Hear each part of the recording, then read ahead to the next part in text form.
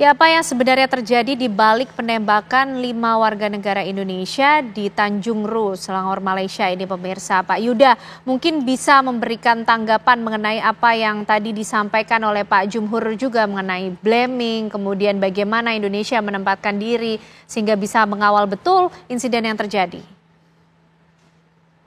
Ya, terima kasih. Kami mencoba menjelaskan tadi apa yang disampaikan oleh Pak Jumhur Hidayat.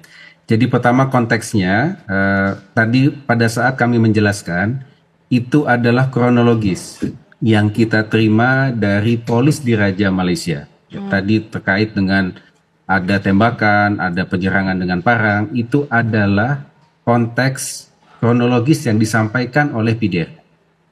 Namun ya, sebagaimana kita ikuti bahwa sejak awal kejadian hari Jumat, hari Sabtu kita sudah melakukan pengiriman nota diplomatik ya, dan bahkan Bapak Menteri Luar Negeri juga sudah menyampaikan statement bahwa kita menyesalkan terjadinya insiden yang menimbulkan korban jiwa ini. Dan kemudian kita juga mendesak agar dilakukan proses investigasi secara menyeluruh untuk melihat apakah tindakan aparat MPMM ini sudah sesuai dengan prosedur ataukah ada kemungkinan penggunaan kekuatan yang berlebihan atau excessive use of force. Itu sudah kita sampaikan sejak awal pada saat menyampaikan nota diplomatik. Jadi di satu sisi ya tentu kita memahami ya, kedaulatan Malaysia untuk melakukan proses penegakan hukum, namun di sisi lain kita menyesalkan bahwa proses penegakan hukum seharusnya ya tetap melindungi ya warga negara kita dan juga ada tahapan-tahapannya. Itu yang ingin kita dalami lebih lanjut.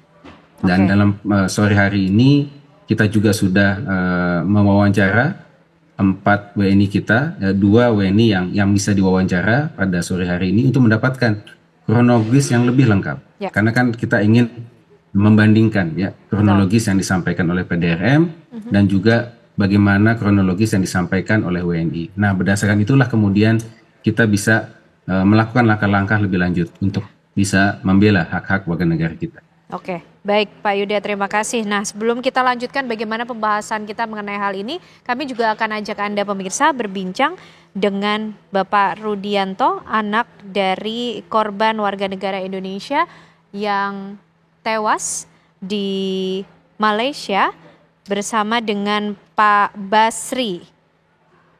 Bersama dengan Pak Rudianto, anak dari Bapak Basri, warga negara Indonesia yang tewas di Malaysia. Assalamualaikum, selamat malam Pak Rudianto. Waalaikumsalam.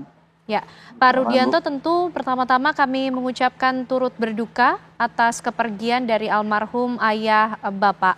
Pak Rudianto, kalau boleh kemudian berbagi informasi dan cerita kepada kami dan juga pemirsa, komunikasi terakhir yang terjadi antara Bapak dengan sang ayah ini seperti apa? Yang disampaikan apa?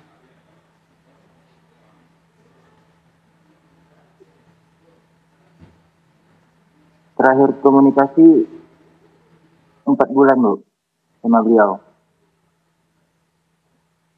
4 bulan yang lalu apa yang sempat disampaikan oleh almarhum ayah Pak Rudianto dan sempat diceritakan apa yang akan dikerjakan di Malaysia? Tidak tahu, Bu, saya, Bu. Oke.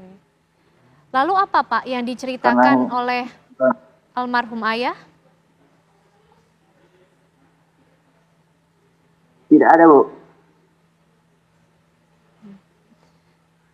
Sepengetahuan keluarga, ayah atau Pak Basri ini berangkat bersama dengan siapa?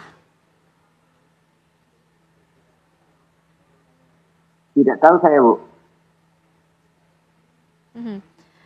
Pada saat 4 bulan yang lalu sempat berkomunikasi, apa kemudian yang sempat disampaikan?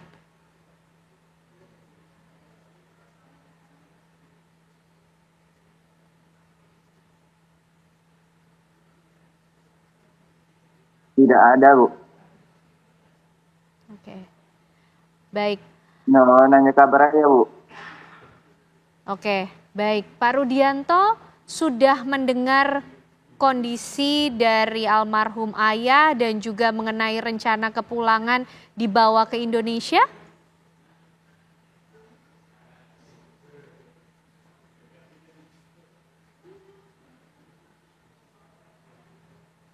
Sudah, Bu.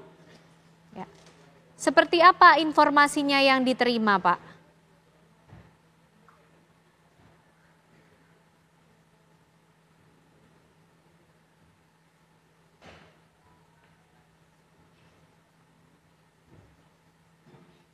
Halo, Pak Rudianto bisa mendengar suara saya? Ya, Bu. Mengenai informasi Ya, Bu. Apa, Bu? kepulangan dari almarhum ayah ini sudah diterimakah dan informasinya kapan akan dibawa pulang kembali ke Indonesia? Sudah. Besok, Bu. Oke. Lalu apa sejauh ini yang sudah disiapkan oleh pihak keluarga, Pak, untuk bisa menerima dan juga tentunya menyambut dari kepulangan almarhum ayah kembali ke Indonesia, ke rumah? Sudah siap, Bu. Baik. Dan apalagi Pak informasi yang disampaikan dari Kementerian Luar Negeri, adakah juga yang disampaikan kepada pihak keluarga?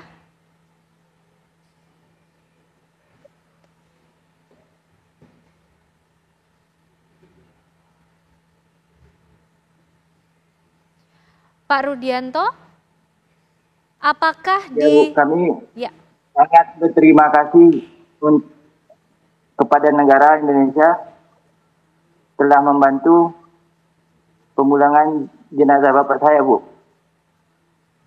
baik.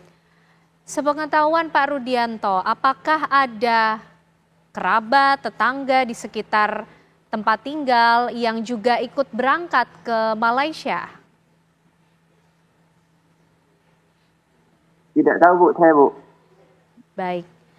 Baik, terima kasih Pak Rudianto. Tentu kita masih akan terus kawal bersama dan tentunya kita menunggu pula kembalinya almarhum ayah Pak Basri kembali bersama dengan keluarga diterima di Indonesia. Terima kasih Pak Rudianto malam hari ini sudah bergabung bersama kami di Apa Kabar Indonesia Malam. Selamat malam, Assalamualaikum. Ya, Bu. Waalaikumsalam. Ya. Baik.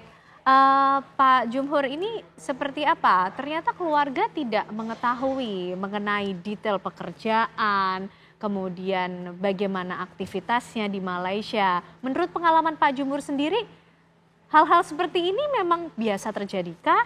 Ya, itu memang tergantung keluarganya masing-masing ya. Jadi ada yang menyampaikan memang mau bekerja, kerjanya apa, itu sangat personal lah di antara mereka.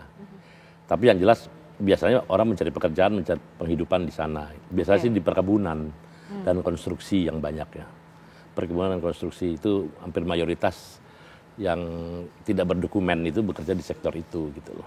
Jadi ya nggak jauh dari itulah kira-kira gitu. Tapi begini Pak, berdasarkan pengalaman Pak Jumhur pada beberapa waktu yang lalu ya, memimpin tentunya, apakah peristiwa-peristiwa semacam ini juga sempat ditemuikah? Ini termasuk suatu peristiwa yang butuh perhatian lebihkah? Ya, apa dugaannya, indikasinya? Ya, Pak Jumhur? saya rasa ini menarik karena saya 7 tahun ya melayani proses penempatan dan perlindungan kerja atau PMI sekarang, termasuk ke Malaysia tentunya.